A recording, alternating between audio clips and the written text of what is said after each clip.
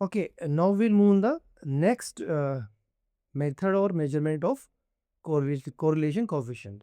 तो यहाँ पे जो हमारे पास अगला टेस्ट है वो है Spearman rank correlation coefficient. It is a method of finding the correlation between two variables by taking it's rank. तो पहली बात तो ये कि रैंक पे आता है, ये रैंक कोरिलेशन बोलता है. कई बार एग्जाम में पूछ रहे थे, वो ये नाम ही नहीं देंगे आपको, बोलेंगे कि रैंक कोरिलेशन अप्लाई कर दो. ठीक है. कई बार डेटा इस तरीके से आएगा जो रैंक में दिया होगा. रैंक का मतलब क्या था? Ordinal data. ऑर्डिनल डेटा याद है आपको? मैंने बताया था आपको 4 तरह के लेवल्स ऑफ मेजरमेंट है: नॉमिनल, ऑर्डिनल, इंटरवल और ratio.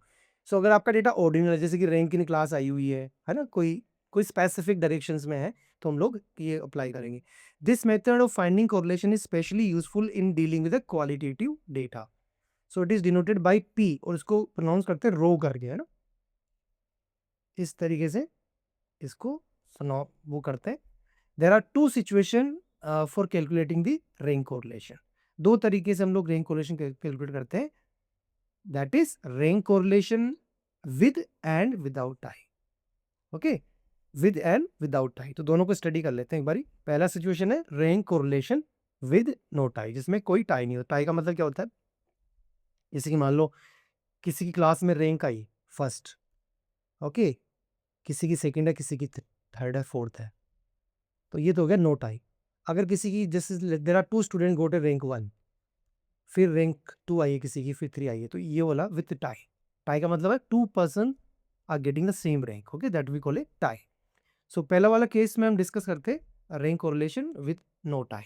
In case of this, any one of the value in X series और Y series is not repeating, use following steps. क्या क्या स्टेप्स है? पहला, give rank 1 to the highest value, rank 2 to the next highest value and so on. ठीक है. जैसे कि कोई भी एग्जांपल ले लो, जैसे मैंने बोला मार्क्स आए किसी के मार्क्स हैं 36, ओके, देन 28, देन 53.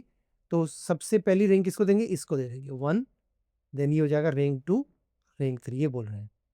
ठीक है. So this is how we give. So give rank to the highest, rank 1 to the highest value, rank 2 to the next highest and so on. Rank x series value and y series separately. ये तो हो गया x value मान लो, क्योंकि यहाँ पे दोनों दो वेरिएबल होंगे ना.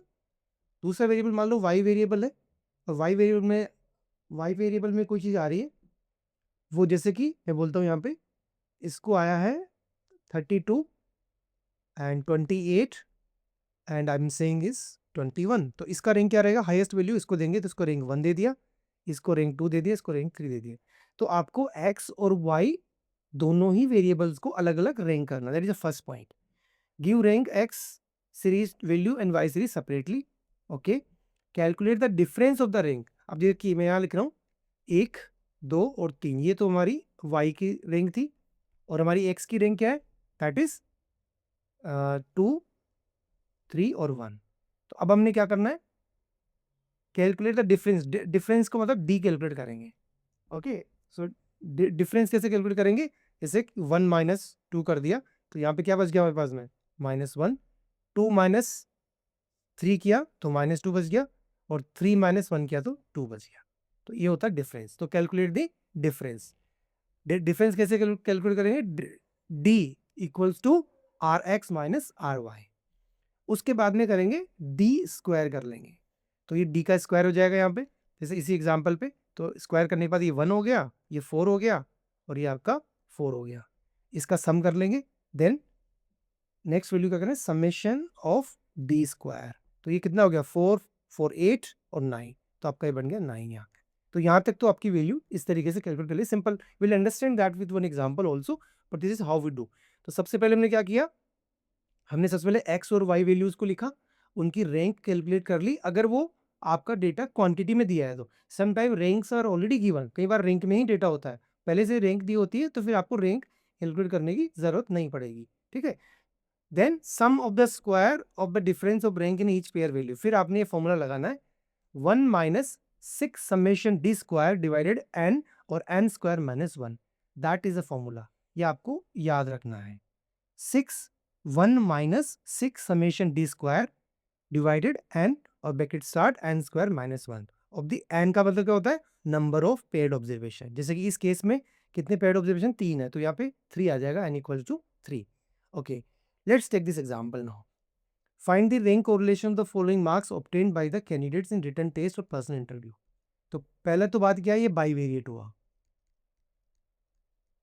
दूसरी बात इसमें क्या हुआ कि ये ऑलरेडी पेयर्ड है, तो हम लोग यहाँ पे हम लोग रैंक कोरिलेशन अप्लाई करेंगे. अब एक चीज यहाँ पे समझने वाली क्या है कि डेटा कौन से नेचर में है, क्वांटिटी में है.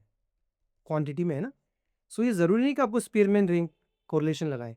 स्पीयरमैन रैंक तब लगेगा इसमें जब उन्होंने आपसे पूछा एग्जाम में कि इसमें स्पीयरमैन रैंक लगा के दो. मतलब अगर आपको इस तरीके से इक्वेशन आता है जिसमें क्वांटिटेटिव डेटा दिया है बट आपको बोला जा रहा है कि इस पे स्पीयरमैन लगाओ, तो फिर आप ये कर सकते हैं. But at the same time अगर आपके पास डेटा ऑलरेडी ऑर्डिनल है और आपको कार्ल पियर्सन बोलेंगे, तो आप लोग कार्ल पियर्सन नहीं लगा पाएंगे. एक और चीज, अगर इसी सेम इक्वेशन पे मान लो आपको सिर्फ इतना बोला जाए फाइंड द कोरिलेशन, सिर्फ इतना बोला जाए, आपको ये नहीं बताया जाए कि कार्ल पियर्सन अप्लाई करना है कि रैंक करना है, तो आप क्या अप्लाई करेंगे? तब आपको इस पे कार्ल पियर्सन ही लगाना है, क्योंकि डेटा क्वांटिटेटिव है, डेटा पेयर्ड है. ठीक है, चलिए तो अब इक्वेशन को सोल्व करते हैं. इसको रिटन टेस्ट के मार्क्स अरेंज कर लिए, एक्स वैल्यू बना दिया, इसको पर्सनल इंटरव्यू को वाई बोल दिया, तो देयर इज अ एक्स और y. Now then we should calculate the rank of x value. As you can see 90 सबसे हाईएस्ट है ना, तो उसको 1 दे दिया. 2 3 as you can see. Rank 7 38 सबसे lowest marks given rank 7. Same way हमने y variable का भी हमने रैंक कैलकुलेट किया. सो 1 3, अब जैसे सबसे हाईएस्ट वैल्यू 75 है तो उसको rank given 1, rank 1. Second number पे आपका आता है 72, so rank is given 2. Third number पे आपको आ रहा है 71, so third rank is given here. So इस तरीके से हमने सबका रैंक दे दिया. Then next point is a calculation of D. D मतलब डिफरेंस बिटवीन आर एक्स और आर वाई. तो डिफरेंस कैलकुलेट करेंगे तो 1 - 1, ये आप डिफरेंस कैलकुलेट कर लो इनके बीच का. So will get these values, all these values. Then d square करना है. डी स्क्वायर करने के लिए यू विल सी ये सारा आपको वैल्यू आ गया. तो 6 समेशन डी स्क्वायर आपका बन गया, that is 8. It's very simple doing. Okay, simply we can do that. ठीक है जी, अब आगे बढ़ते हैं. अब फॉर्मूला फिट करते हैं. What is your formula? 1 - 6 summation D square. तो 1 तो लिख दिया, 1 - 6 समेशन डी स्क्वायर. 6 क्या है आपका, जो आपका फॉर्मूला बोल रहा है वो 6 हमने यहाँ पे लिख दिया, इनटू डी स्क्वायर कितना था? डी स्क्वायर हमारा 8 है, तो हमने यहाँ पे 8 लिख दिया. 6 समेशन डी स्क्वायर, ये हो ऊपर वाला हो गया. Then divided by N square. N कितना? Number of paired observation. तो कितने हैं? 1 2 3 4 5 6 7, तो हमने यहाँ पे 7 लिख दिया. Bracket start 7 square minus 1. 1 minus ऊपर करेंगे तो 48 वैल्यू आ गई हमारे पास. And whence we multiply 7 into 7 minus 1 करके will multiply with the 7, you will get your value 336. So finally इन दोनों का मल्टीप्लाई करें एंड जो भी रेजिडियल होगा उसको 1 से सब्सट्रैक्ट करें. तो 1 माइनस 0.146, तो आपका जो वैल्यू आया वो आया 0.86. एक और पॉइंट आपको याद रखना है यहाँ पे, never involve this in your equation. जो भी रेजिडियल होगा इसका, दैट टू बी इधर एडेड और सब्सट्रैक्ट फ्रॉम दिस. इससे सब्सट्रैक्ट ही होगा, वो ऐड तो हो ही नहीं सकता. तो आपका जो final Karl Pearson Spearman correlation आया वो कितना है? 0.86. 0.86 मतलब 0 से ज्यादा है, नियर 1 है, तो ये स्ट्रॉन्ग पॉजिटिव कोरिलेशन को डिस्क्राइब कर रहा है. सो क्या इन्फ्रेंस लिखेंगे? Correlation coefficient of 0.86 that indicates marks scored in written test and personal interview is positively correlated. So that is the case where there is no tie. Okay, अब हम बात करेंगे that is the second situation in case of Spearman rank correlation, that is rank correlation with tie. अगर tie हो जाता है तो पहले तो इस कॉन्सेप्ट को समझते हैं, what exactly the meaning of tie. tie का मतलब हो गया कि when two subjects or two observations are getting the same rank. Okay, जैसे कई बार क्लास में होता है ना कि like you got 47 marks and subject 1 got 47, subject 2 also got 47, then तो ये दोनों के बीच में टाई हो गया. तो कि इस तरह की सिचुएशंस को हम लोग बोलते हैं रैंक कोरिलेशन विद टाई. तो इसके लिए एक सिंपल सा करेक्शन फॉर्मूला लगाते हैं हम लोग, that is m multiply m square minus 1 divided 11. So m is the number of observation. This is very simply we can calculate. चलिए, let's try to understand this with one example. Data describe the marks given by 2 teachers to 5 BSc nursing student. Okay? 2 teachers ने 5 nursing students आपका data दिया, ठीक है, regarding their performance, do you agree that two teachers have the same degree of agreement on judging the students? और इसमें specially आपने पूछा इन्होंने आपसे apply the Spearman rank correlation. अगर मैं अगेन रिपीट करता हूँ, अगर वो आपसे पूछे you should apply Spearman rank correlation, then only you should apply, otherwise you should look for the assumptions for that. if assumptions are meeting for Carl Pearson, then go for Carl Pearson, और if it is for like ordinal level पे है, qualitative में है, तो फिर आप जाएंगे Spearman के लिए। चलिए, ये सिचुएशन है। So here's these are the subjects, there are 5 students, 1 2 3 4 5, teacher 1 का स्कोर है, teacher x, teacher y. Teacher x ने पहले स्टूडेंट को 30 मार्क्स दिए, सेकेंड ने इसको 28 दिए, सेकेंड स्टूडेंट को 20 35 34, थर्ड स्टूडेंट को 37 36, fourth student got 45 and 35, and fifth student got 37 and 40। अब यहाँ पे एक प्रॉब्लम है, एज यू कैन सी, जो थर्ड स्टूडेंट है उसको भी 37 मार्क्स मिले और फिफ्थ स्टूडेंट को भी 37 मार्क्स मिले bye teacher 1। So here the marks of two students in X series are same. Hence we will assign a common rank by adding the rank of subjects and dividing it by the number of values. Okay, that is a 2. तो 2 बार repeat हुआ, अगर 3 rank होती है 3 बार repeat होता, so that is a 3 divided 2, तो मतलब हमारी ये हो गई 2.5। कैसे आया ये? देखिए कितने बार रिपीट हुआ, 2, सो हम करेंगे दैट इज सेकेंड और थर्ड रैंक हम इसको दे रहे हैं ना, तो हमारे पास रैंक कैसे आएगी, देखिए इस तरीके से आएगी।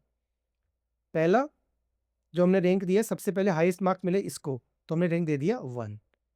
अब सेकंड हाईएस्ट क्या है हमारे पास, 37, लेकिन 37 कितने लोगों को मिल गया, एक इसको मिल गया और एक इसको मिल गया, 2 लोगों को मिल गया, तो इस सेकंड और थर्ड के बीच में टाई हो गए ना। तो आप क्या करेंगे, 2 plus third second rank plus third rank divided 2 करेंगे, सो आपको 5 डिवाइडेड 2 बनेगा, दैट इज 2.5। तो अब आप इसको क्या रैंक देंगे, इसको देंगे आप 2.5, और तो थर्ड वाले को भी देंगे 2.5, तो ये आपकी रैंक बन गई 1, 2.5 एंड 2.5। अब यहाँ पे एक चीज जो करनी है, no, it is important to note that the second and third rank was tie between the third and fifth student. देखिए आप यहाँ पे जो थर्ड स्टूडेंट और फिफ्थ स्टूडेंट के बीच में टाई हो गया। Okay, fifth student, hence assigning the common rank देंगे फिर हम उनको, दैट इज ए 2.5। 2.5 कैसे कैलकुलेट करते हैं मैंने आपको पहले बता दिया। No we will not assign rank 2 और 3 टू अदर स्टूडेंट। अब कई बार स्टूडेंट क्या करते हैं कि चलो इनको 1 मिल गया, इसको 2.5 मिल गया, इसको 2.5 मिल गया, तो 2 भी किसी को असाइन कर देंगे, 3 भी किसी को असाइन कर देंगे, ये हमने नहीं करना है, बिकॉज ये टाई हुआ है सेकंड और थर्ड रैंक के बीच में। So instead, we will assign next rank to the subject that is the fourth in our example. As you can see here, हमने पहला रैंक दिया 1, फिर 2.5, 2.5, इसको हमने थर्ड दे सकते थे, लेकिन हमने इसको दिया fourth rank. Why? Because there was a tie between second and third rank of student located at third and fifth one. ठीक है, फिर हमने 4 और 5 किया, फिर बाकी, सो ये हमारी इस तरीके से हमने रैंक कैलकुलेट कर लिया। फिर उसके बाद में हमने रैंक वाई का भी कैलकुलेट किया, तो वही जो सेम जो हमने विदाउट टाइम में किया था, this person got the highest marks, given rank 1, then rank 2, the person got the second highest, in that we were given. फिर हमने क्या किया, फिर हमने डी कैलकुलेट किया। How do we calculate D?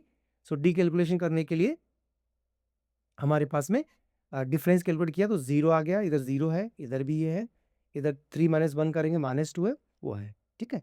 D square कर लिया हमने, तो डी स्क्वायर हमारा, इनको स्क्वायर करेंगे हम लोग, तो यूल गेट दिस वैल्यू 6.5 आ गया। सेम लाइक बाकी तो सेम ही रहेगा जो हमने पिछले एग्जाम्पल में देखा विद नो टाई, तो उसका फॉर्मूला भी सेम है as you can see, but यहाँ पे एक चीज़ अलग करी है हमने, वो क्या है कि हमने करेक्शन फैक्टर अप्लाई किया है।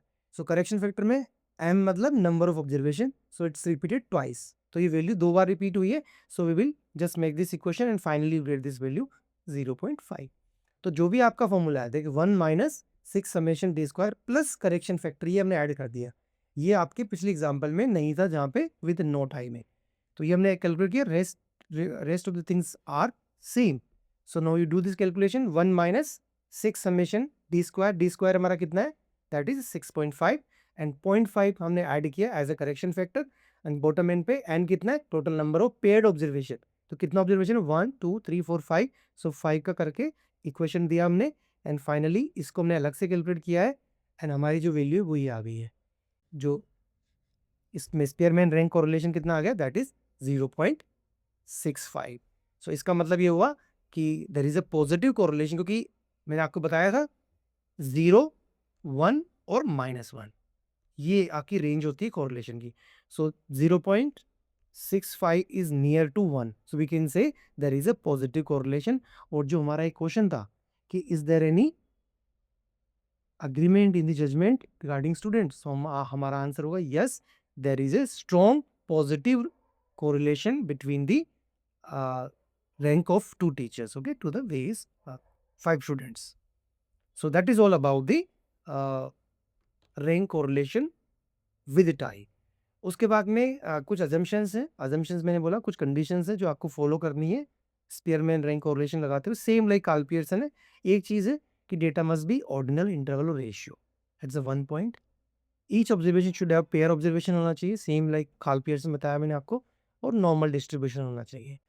ये एक एसपीएसएस स्टैटिस्टिक्स में कैसे यूज़ करेंगे, तो एसपीएसएस में जाके इसके लिए अलग से हम लोग लेक्चर प्लान करेंगे, तो उसमें आपको बताऊंगा how to calculate in SPSS. But as of now you can just go to the analysis sheet and just look at the correlation and just go for the bivariate. Once you enter into the bivariate, then it will give you the another options like it's Karl Pearson or Spearman. You can select by default, वहाँ पे Karl Pearson ही होता है, you can select and you can get your correlation value. So that is all about the correlation. Hello students, अब बारी है आज के ज्ञान की, और आज के ज्ञान में मैं बात करूँगा about aggregation of marginal gains के बारे में। एक छोटी सी स्टोरी सुनाता हूँ कि ब्रिटिश साइकिलिंग टीम ने ओलंपिक में 62 गोल्ड मेडल जीते, और उस टाइम पे जो उनके कोच थे जेम्स, उन्होंने ये थ्योरी यूज़ किया था और उन्होंने बोला था कि इट्स ए हैबिट कंपाउंडिंग। उससे पहले ब्रिटिश साइकिलिंग टीम का ये हाल था कि कोई उनको स्पॉन्सर भी नहीं मिल रहा था। तो जब ये कोच आए तो उन्होंने छोटे छोटे चेंजेस किए। उन्होंने टायर की ग्रिप को अच्छा बना दिया, सीट को कंफर्टेबल बना दिया, प्लेयर्स के खाने से लेके सोने से लेके छोटी छोटी चीज़ में बदलाव किया, और उन्होंने ये कारनामा कर दिखाया। तो इससे निकल के ये आता है कि हमें अपने अंदर बड़े बदलाव नहीं करने, अगर हम छोटे छोटे बदलाव करें अपने अंदर तो हम बहुत बेहतर इंसान बन सकते हैं। 1% अगर हम डेली इम्प्रूव करें अपने आप को, तो एंड ऑफ द ईयर हम अप्रॉक्सीमेटली 37% इम्प्रूव हो जाएंगे और हम बेटर कर पाएंगे। Thank you.